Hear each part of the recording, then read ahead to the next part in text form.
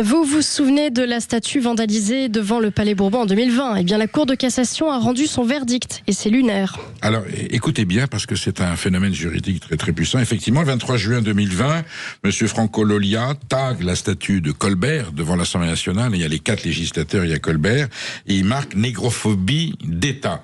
Aussitôt, l'Assemblée nationale porte plainte pour dégradation, jugement, procès, condamnation.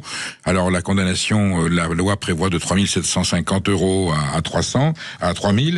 Et puis, finalement, il est condamné à 500 € avec sursis. C'est vous dire si la peine est allégée. Eh bien, la Cour de cassation a cassé le jugement d'appel, considérant qu'il ne fallait pas confondre la dégradation du matériel, qui est un attendu très précis, avec le débat d'intérêt public qui est celui de dénoncer quelque part l'esclavagisme d'État.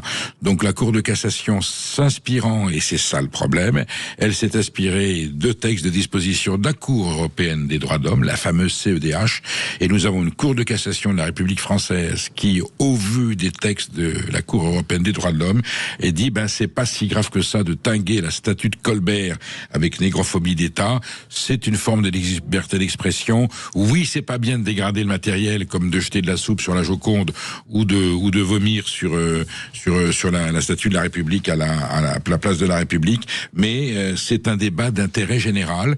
Et dès lors qu'il y a débat d'intérêt général, il n'y a plus de dégradation.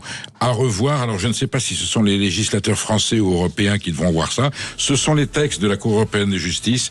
Ils correspondent pas aux valeurs de la République et je plains les juges de la Cour de cassation qui ont dû rendre le verdict en ce sens.